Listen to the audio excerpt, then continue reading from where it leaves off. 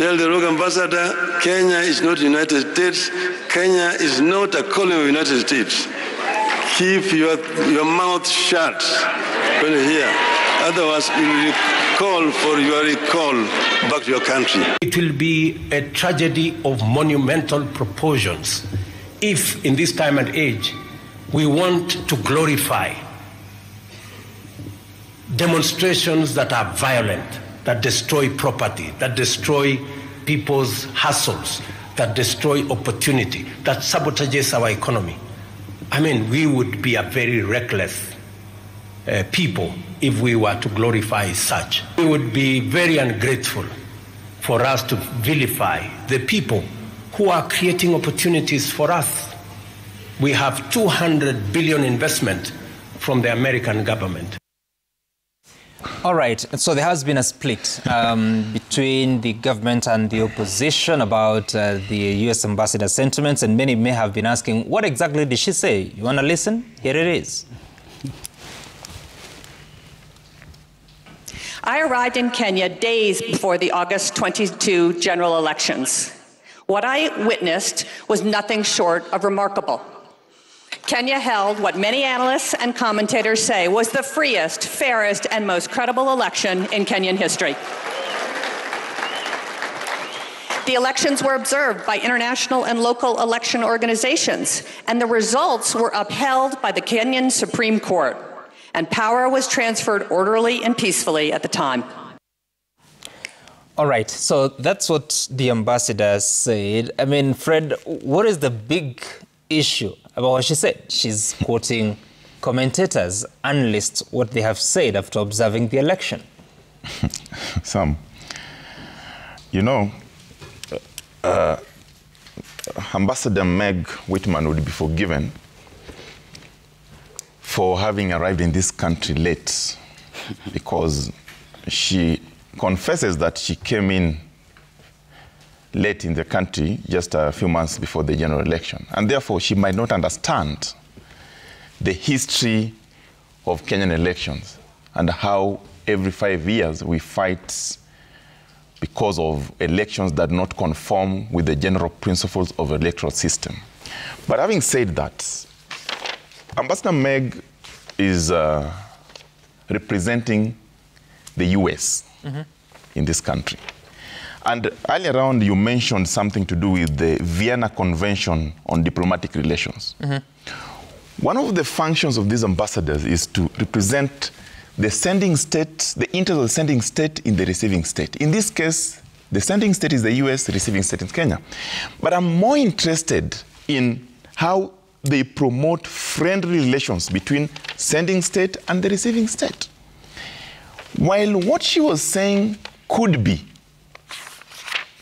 opinions that were relayed by observers, analysts, and the rest, that statement in itself, in our view as Azimio, and that's why my coalition leader, Raila Odinga, responded the way he did, does not promote friendly relations between sending and receiving state, in our view as Azimio. Number two, there is a very good historian in the US, a very prominent figure who once lived and was called Benjamin Franklin. And he said, the qualities of a diplomat are that that person must have sleepless tact, unmovable calmness, and patience that no folly, no provocation, or blunders may shake. If you listen to Ambassador Meg, her statements, her coziness with the government in place, and her relationship with Kenya has been in a way that, in our view as Azimio, we feel while she does a lot in the diplomatic space, she involves herself also more in the political space. Issues that she could leave to the politicians and also be advised by the political attaché. So her involvement is actually on an election that, as Azimio, we believe that while we respect the outcome of the process, did not go as per our wish. We believe that that was way too far in our view. Let me ask you, Fred. So in a situation where you have the election is contested, goes to the election itself, The outcome is disputed, goes to the Supreme Court. And it's determined. The Supreme Court determines it and says it was free and fair. Yes. And the president-elect is sworn in. Yes. What is a foreigner supposed to think of such a process? I have given you the duties of a diplomat, specifically, and I'm answering you as specifically an ambassador. Those duties, she's bound by them or any ambassador. And remember, she's not the only ambassador in Kenya. There are quite a number of them, and we respect her.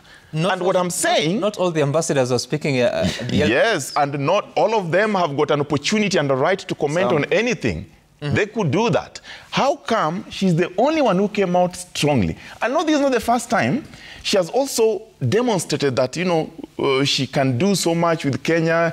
Kenya is a good destination. We love the fact that she sells this country. That's good. But on the issues of politics, in a country where more than half of the former IBC commissioners disputed those results, even though it went to court, it was determined. We respected the outcome of the court as Azimio. We never agreed with it. And at a time, just hold on, Sam, at a time when the two factions are trying to talk to each other and address the issues of concern, one of them being IEBC, it was very unfortunate to hear such statements from a high-ranking representative of the United States in the receiving country, Kenya. We didn't take it very lightly. And that's why Raila Amolo Odinga responded by telling her that on such issues, she should not talk about them, particularly at a time when we are trying to address our issues as the people of Kenya. Okay. You have moved away from my question. Let me try with innocent. I'll get to you, Honorable Wanda. Okay. When such a person comes to the country and looks at the institutions, they've made a decision and it's been implemented and life moves on, what are they supposed to think? I think whatever you say is okay. But then the timing of these utterances were very ill. Why? Because we've just come from very serious demonstrations about one of the issues being unfair election or a flawed electoral process in the last election. We just at the point where the one faction of the government side and the opposition are trying to have bipartisan talks with one of the items being addressing the issue of multi-practice in electoral system and also disputing the issues or the issues of the previous election. And all this, she's aware, it is going on. We've even seen a senator from her country coming in to try and address such. And you go to the podium and say that the elections were free. What are you trying to tell Kenyans? That as Kenyans, we are trying to talk about this issue. These are something we are trying to address, and you come up with your conclusion, meaning that we should not even have those bipartisan talks because... She didn't say that.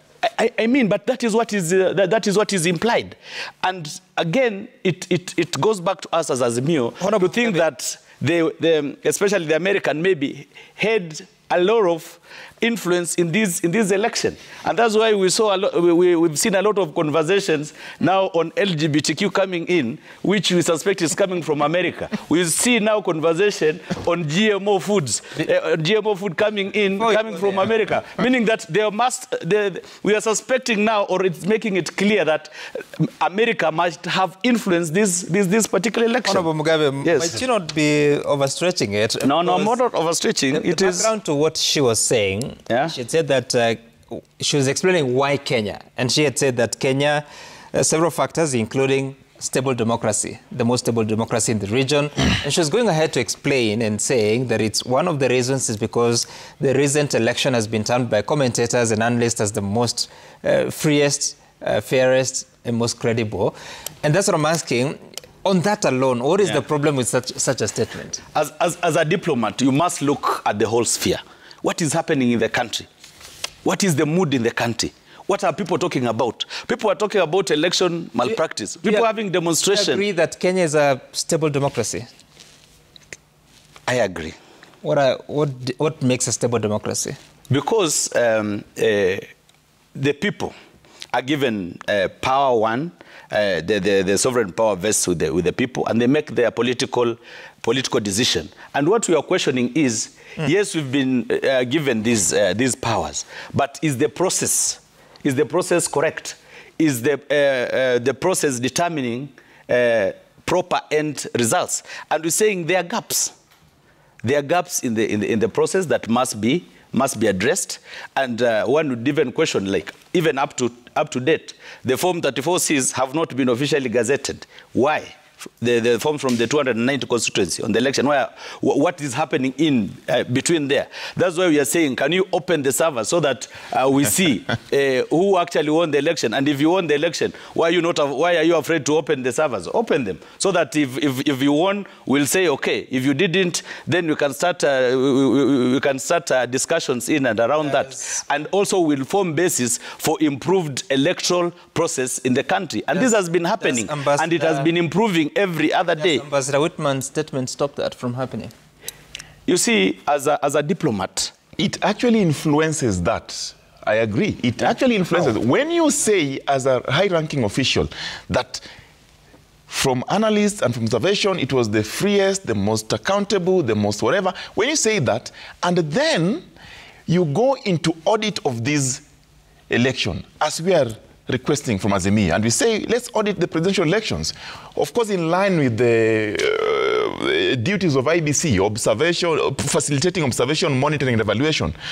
If that comes to pass, and then we realize that actually this election was not actually free and fair, what will be the relationship between the United States and Kenya at that time when that happens? And that's why we are saying that there are certain statements that she should not make, because we are in the process of talking to each other and ensuring that we bring to a conclusion these elections of 2022. All right, I hear you. Article 41 of the Vienna Convention on Diplomatic Relations says that without prejudice to their privileges and immunities, it is the duty of all persons enjoying such privileges and immunities to respect the laws and regulations of the receiving state.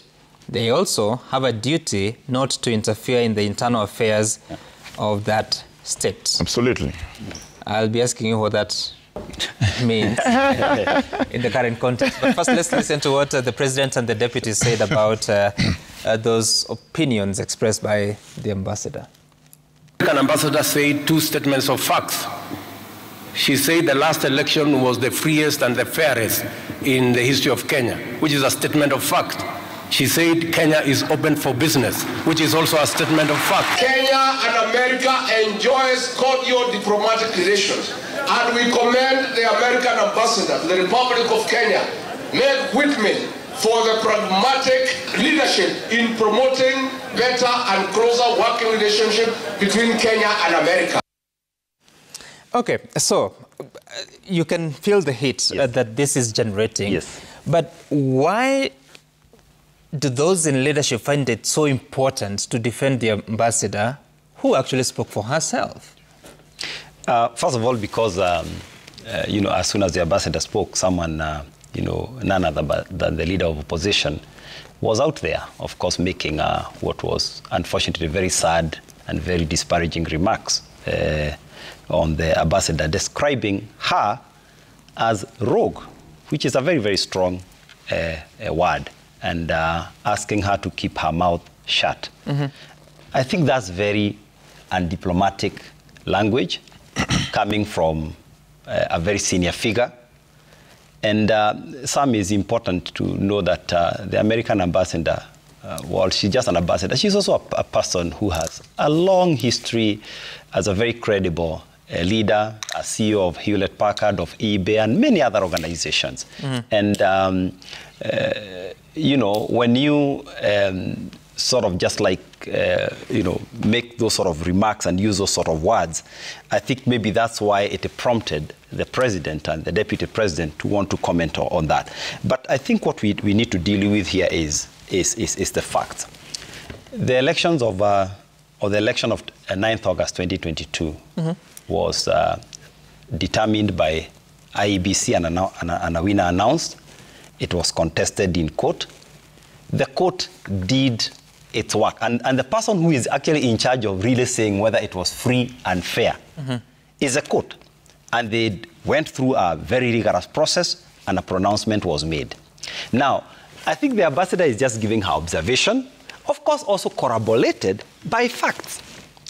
I personally think it is within her rights, to do that. And so the attack is completely unwarranted.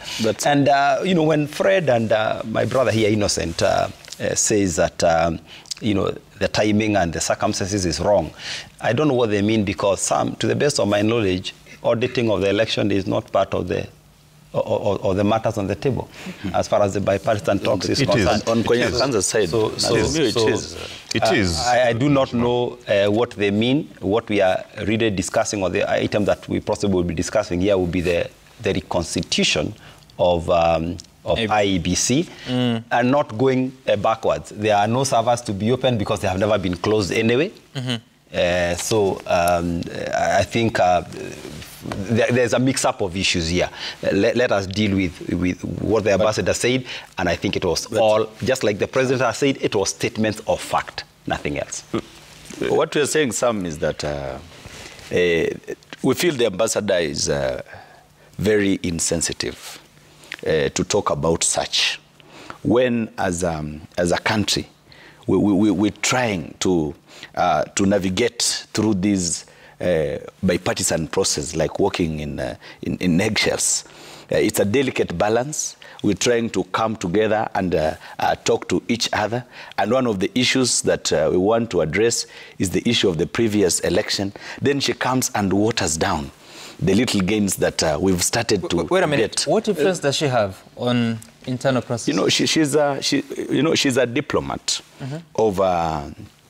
is it a G8 country, of the biggest economy in the world. When she utters such words, it basically influences the whole process, and it even negates the gains that we'd gained through our demonstrations and picketing about this election. And she has seen on how the government especially used extrajudicial force or rather excessive force in dealing with the issues of demonstration that is enshrined in our constitution. Would you want her to express herself on the demonstrations? You see, Sam, what were the demonstrations about? I'm asking a question. Would you want her to comment about the extrajudicial killings? Not necessarily at this point. Not necessarily at this point, because now we're trying to talk to each other between the government and the opposition. And any external influence, we want it to be, or input must be procedural. There must not be pedestrian talk. What is that procedural? What is that supposed to mean? If the committee, or rather the team, the bipartisan team, wants to invite the input of foreign envoys, diplomatic missions, or other agencies, then they will do it through the talks, not individuals coming in to talk about issues that we are trying to discuss internally as a country, because they are making a verdict. They are taking sides. Yeah, to us we feel they should be neutral. They should be sensitive. Why are they taking sides when we know so many Kenyans are not happy with the outcome of the previous elections, and they have tried to demonstrate this through Article 137 by demonstrating and picketing and trying to address the malpractice. Then somebody comes, foreign envoy, and takes sides. And take side with one side of the faction, that is the government. And you've seen the president praising her, the deputy president praising her. Why? Because she has taken sides, and we feel she should be neutral. She shouldn't not be coming in to discuss issues that are very sensitive at such a time. Mugabe, yes. If Azimio had won the election and the ambassador expressed herself the way she did, Would you have a problem with it? I would have expected my party leader and myself to tell her to be neutral, not to come and interfere with our internal affairs. She shouldn't interfere with internal affairs. Some allow. Just hold it. Because this is something we are agitating. This is something we are agitating. Mugabe, I read for this you, is something we are agitating. Article 41. Huh? I read for you Article 41, and the last part says that they also have a duty not to interfere in the internal affairs of that state. Yes. So how has she interfered? You see, by her saying that the elections were free, and most of us believe they were not free, what is she trying to say? You know, what does dismiss us? Mean to you? Yeah. We are having bipartisan talks. And one of the agenda of the issues we want to address is on the issues of elections not being free. And she comes and says the elections were free. So how do we go on with the talks? Let us even She's concluding. Let's assume that her statement is a representation of the stand of the American government, that the elections were free and fair. What is wrong with that? That is what they have observed. That is what they believe in. And there is enough to collaborate at that. So what we are trying, and some you've asked Innocent a very good question. What if it was the other way around? Is it just because they did not win, and so they continue to propagate this notion that the government that we have is illegitimate? We have a legitimate government.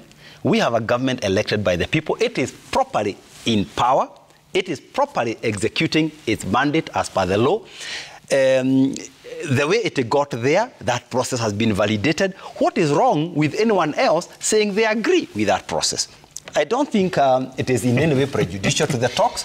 And I think my two friends here are just trying to hang on to the, to the last, thread of hope on these talks. And I want to remind them a second time that the talks are very, very, very clear. It is about the constitution of IEBC. It is about entrenchment of the office of the leader of official opposition. That's according to who? According to the 5-point agenda that was agreed on. And this is what is being pursued. Who agreed? No, that's the agenda that was shared by Kenya Kwanza. Some. Now, agreed. You will see some. See, the talks are resuming this today. Yes. Some, if you see anything outside the 5 points, please call me. Some. Did you just tell me? I am very disappointed in my good friend Honorable Wandeto. Honorable Wandeto doesn't sit, he's not among the 10 negotiators. He's not part of the technical team. He's not part of the assisting experts. Personally, I am part of the assisting expert in the technical team, so I know, and I can tell you, Wandeto, every party to the negotiation team has got a right to table their issues. You have tabled your issues as Kenya Kwanza Alliance, we have tabled ours as Azimio la Umoja One Kenya Coalition Party, and we respect that, and therefore, don't even go there. The talks will resume this morning at 10 a.m. Bombers, and I'm sure that is not part of the instruction that your leader, Ichungwa, has. Number two, you asked, what is interference, Sam? Interference, in our view, is, intention to intervene without invitation. In this instance, Meg Whitman has made statements that she refers to as observations from independent observers and people and analysts. And therefore, she believes that, not her own. We have seen pictures. How does that intervene or interfere? It is an invitation to intervene without invitation. What are you saying? So it is an intention to intervene without invitation. What I'm saying is, no one has invited Meg Whitman to intervene in the internal affairs of Kenya. Election is an internal affair. How has she intervened? She is commenting on an issue that do not require a comment at all. How is comment? No, come on. It doesn't. And you just read the Article 41 of Vienna Convention, and at the very tail end, it says that they should not interfere. And I said also earlier, I think it's some of the earlier articles, that says that they should promote friendliness between the receiving and the sending states. So in our view... So how do you do that? How do you facilitate friendliness? You don't facilitate, you just promote. By what you say, by what you do, by how you relate, and if it is business. If they said... Just hold on. If Kenya wants to promote friendliness with the U.S. and they have an ambassador in Washington, D.C. Correct. How do they promote that? You do business that promote each country, exchange, imports. You do that. That's one of them. And when you're dealing with the state, who do you speak to? When you're dealing with the state, the head of that state, and their officials. So that would be President Biden? And their officials. And their officials? Yes. And what do you do with the opposition? What do you do with President Trump? You treat Trump, the same way you would treat any other high-ranking official of that country, because they have got a stake in the affairs of that country. And you cannot, particularly when you know that there's something that is very volatile in that country. And that's why I started by saying she could have read the history of this country as far as elections are concerned. This is a do or die for the people of Kenya. And we are saying, well, we respect her. In fact, you know, they are also bound to respect the laws. Okay. So let me just finish. They're bound to respect the laws of the land. Question. I'm taking you to America, and I'm asking you, the Kenyan ambassador in America, in Washington, D.C., goes ahead and congratulates President Biden for winning the election of 2020. Is there a problem in that? There's no problem. There's no problem. She didn't congratulate. Do you know President Trump is contesting that election? Yes, he is. Yes, he is. But as our ambassador in the U.S. congratulated Biden, as our ambassador commented on the issues of election in the U.S., no. I have asked you hypothetically, you have no problem with that. So I have no problem with that, and that's what I'm saying. You know, there's a problem in Kenya. Yes, because of the issues in Kenya. And you know, we are a growing democracy, Sam. Let me just finish, Sam. Let me just finish. Let me just finish. The issue of respecting the laws of the receiving state is a very key issue for any diplomat in that country. What has she broken? I am not saying she has broken. I'm saying she should respect. First of all, one of the laws that she enjoys is freedom of speech in Article 33. And you see, that freedom of speech should not extend to any vilification. Her statements, the way they were put, can be assumed or be perceived to be vilifying. Or, you know, some can be perceived. Because we are political, you know, it can be perceived. Let me put it this way. Let me phrase this, Sam. And let's call her. Let's put it as it is. I think Fred is using very many words to try and say a very simple thing. They were looking for sympathizers. No. They feel they've lost a big one. No, I think that's the truth.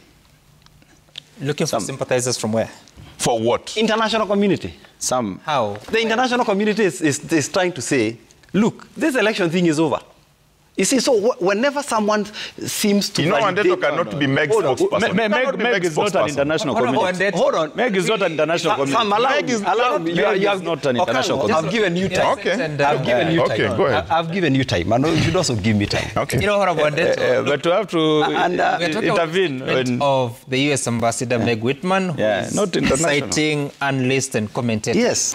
How does that become international community really? No, what I'm trying to say is that, you know, whenever someone comes out who does not seem to favor their position or maybe support them to agitate for all these issues that they are raising, which, and we have discussed this here many times, actually, Sam, we really are even still struggling to see what are the issues. That's why I'm very keen. Maybe Sam would also ask you the same question. How would you react if Meg Whitman that day said that in her view, or in the views of many, the election was not free, it was not fair, it was not accountable? How would you react? I'll just reply to her by telling her it was the freest and the fairest. That is what Raila Odinga did, replying to her and telling her that shut up, because these issues are issues that we are trying to deal. In fact, Raila was so diplomatic. So she told her that we are dealing with our issues internally. I will not go ahead to abuse. No, Raila didn't abuse Meg Whitman. No, come on. It has been played here. Yeah, I will not go ahead to use the diplomatic language. Like shut your mouth, you are rogue. I'll not use those words. I'll just say I'll actually just explain. We have had rogue ambassadors before. You're aware about that. That from where we sit, this is the process we went through, and this is the outcome we got. You know, we have a dispute. No one has. We have a dispute. Let's leave it at that. We have a dispute. You are trying to address a dispute. Yeah. Then an external person comes and say, no, this one is right. So Yeah, this is not a dispute. basically, you're This telling has been sorted. there's no dispute. And in a dispute, And not everyone we are navigating sensitive grounds. In a dispute, not everyone has to agree with you. Let us move. You know, the interesting bit is that he says that he would have been diplomatic. He would have used diplomatic language. Well, Meg Whitman is the diplomat here. Let's transition and talk about the state of